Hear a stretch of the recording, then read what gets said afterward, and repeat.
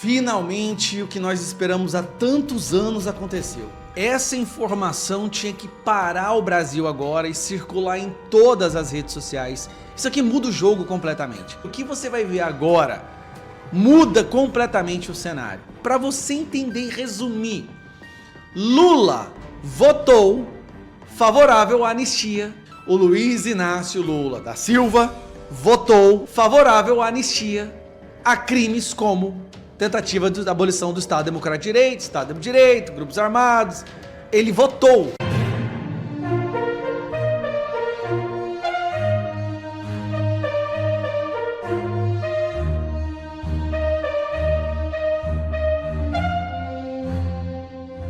Trump assina decreto que impõe pena de morte em Washington, D.C. É isso mesmo. O presidente dos Estados Unidos assinou uma ordem executiva que permite a aplicação da pena de morte para determinados crimes cometidos na capital Washington. Abre aspas. Essa é a pena de morte para alguém que mata pessoas em Washington. É uma pena capital.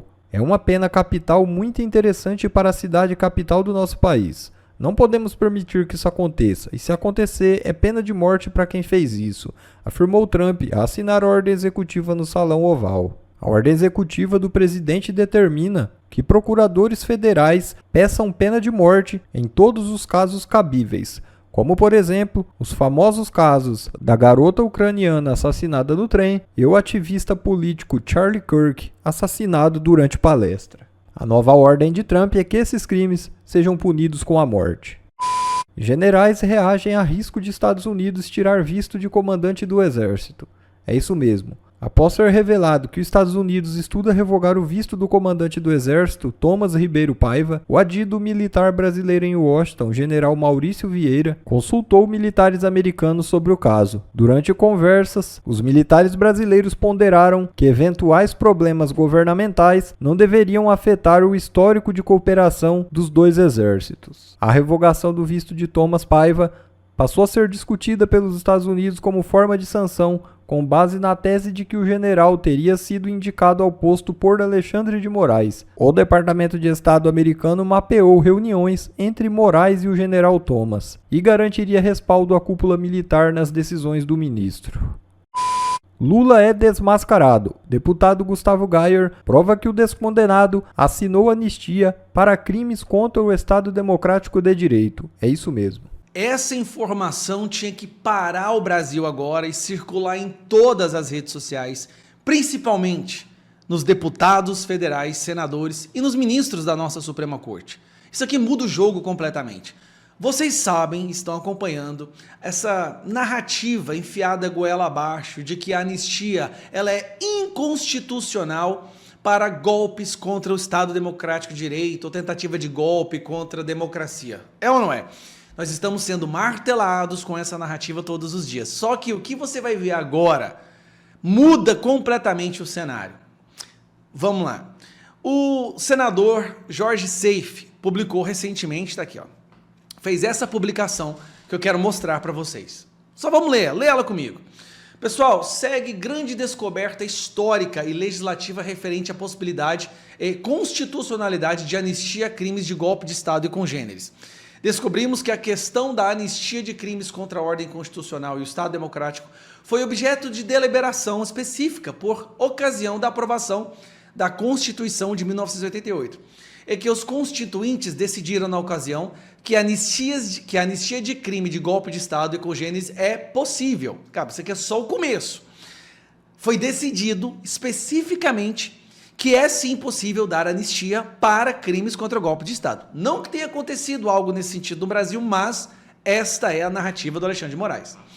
Conforme anexado durante a Assembleia Constituinte, os constituintes aprovaram um destaque do congressista Carlos Alberto Caó, o qual pedia para suprimir do texto do atual inciso tal do artigo 5º da Constituição Federal a expressão insuscetível do benefício de anistia, de modo a permitir que os crimes contra a ordem estatal e democracia sejam passíveis de graça e anistia.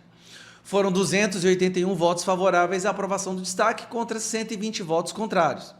Na lista de quem votou a favor do destaque que permitiu a anistia a crimes de golpe de Estado, está o nome do Luiz Inácio Lula da Silva. Deixa eu mostrar uma coisa para vocês rapidão. Luiz Inácio Lula da Silva, muita gente esqueceu disso, mas ele era deputado federal no período de 1987 a 1991, justamente no período da Constituinte. Ele foi uma das pessoas, deputados, que assinou a Constituição. Ele votou para a Constituição. O Luiz Inácio Lula da Silva votou na Constituição. E ele, aqui eu volto aqui, um dos constituintes que defendeu com maior fervor a possibilidade de anistiar esses crimes contra o Estado Democrático, Jutane Magalhães, sustentou na tribuna: tenho a convicção de que o governo deve estar sempre capacitado à concessão de anistia aos crimes de natureza política, pois muitas vezes esse direito de graça, oportunamente aplicado, poderá propiciar à sociedade e ao governo um clima bem mais saudável, com ampla abertura de crescentes possibilidades de pacificação pelo desarmamento dos espíritos. Ou seja, o constituinte, ciente de possíveis crimes políticos, incluiu a possibilidade no Congresso Nacional conceber a anistia. Qual é a próxima narrativa? Os créditos dessa descoberta são do Luiz Freire, assessor da liderança do Partido Progressista. E aí, ele publica aqui o documento em questão do deputado K.O., né, que coloca isso: a constituinte K.O., retirada da emenda, a expressão é insuscetível do benefício de anistia, e aqui ele coloca que constitui crime inafiançável, imprescindível, a ação de grupos armados, civis e militares contra a ordem constitucional e o Estado Democrático. Justamente o que o Moraes acusa as pessoas do 8 de janeiro. Então, para você entender e resumir, Lula votou favorável à anistia a crimes como tentativa de abolição do Estado Democrático de Direito, Estado de Direito, grupos armados. Ele votou quando ele era deputado federal. Agora, ele e o STF dizem que é inconstitucional, algo que ele votou para estar na Constituição. Como é possível esse nível de hipocrisia? Tem duas coisas aqui nesse vídeo. Primeiro, é constitucional? Sim. Segundo, a esquerda foi a favor disso. Sabe por quê? Eu vou te falar por quê. Porque a esquerda já via como muita possibilidade deles darem o golpe e que pudessem ser anistiados depois.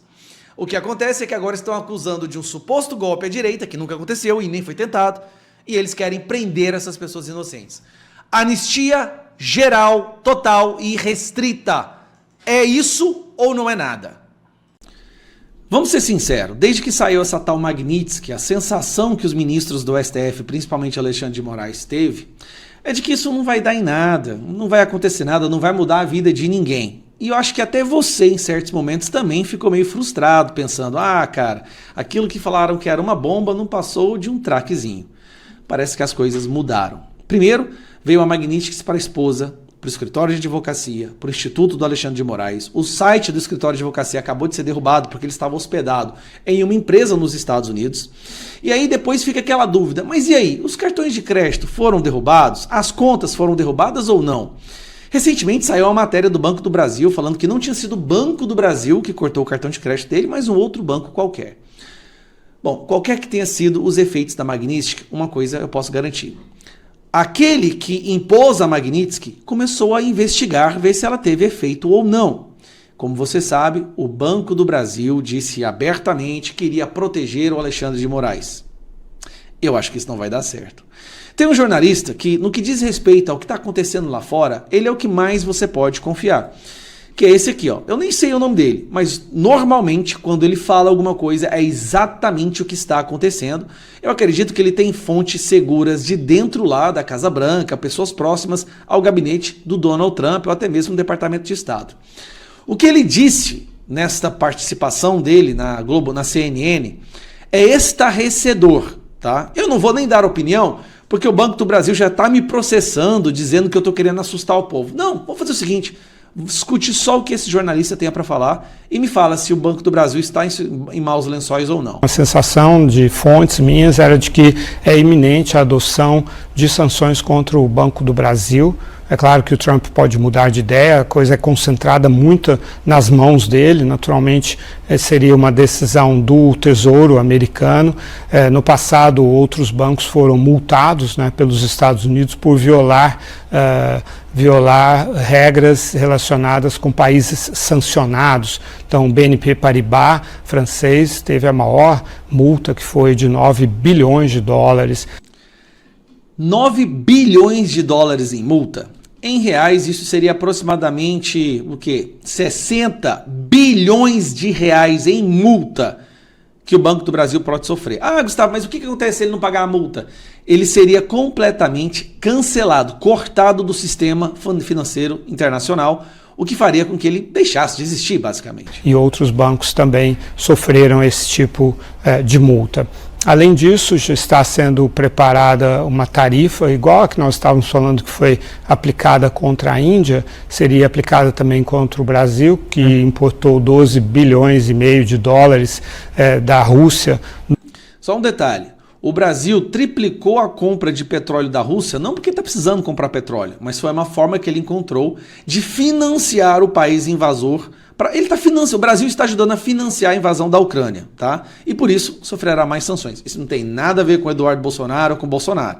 Isso tem a ver com a péssima gestão desse governo que se alia a ditaduras. Do ano passado, lembrando que no caso da Índia foi uma tarifa de 25 mais 25%. Isso estaria dentro de um horizonte, segundo as minhas fontes, hoje à tarde, sempre acentuando que isso é a apuração de hoje à tarde, as coisas podem mudar, mas dentro de uma semana a uma semana e meia, até 10 dias, seria aplicada essa nova tarifa contra o Brasil por causa de importação da Rússia.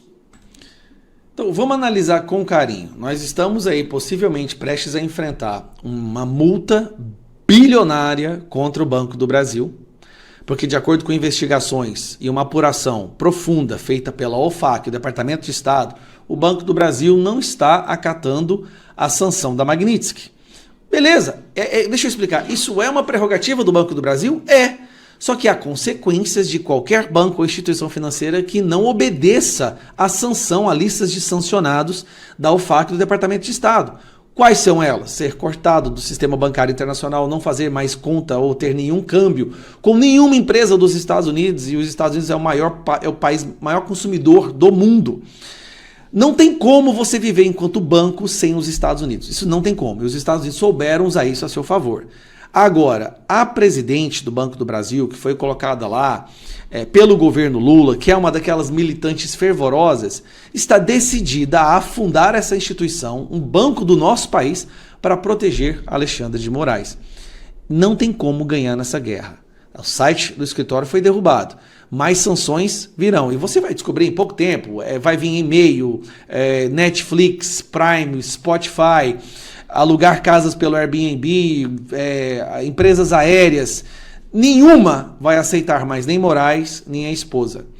Agora, se o Banco do Brasil quiser comprar essa briga, e aí, meu amigo, isso vai custar muito caro. Mas é para você, para o povo brasileiro. Um grande abraço, tchau.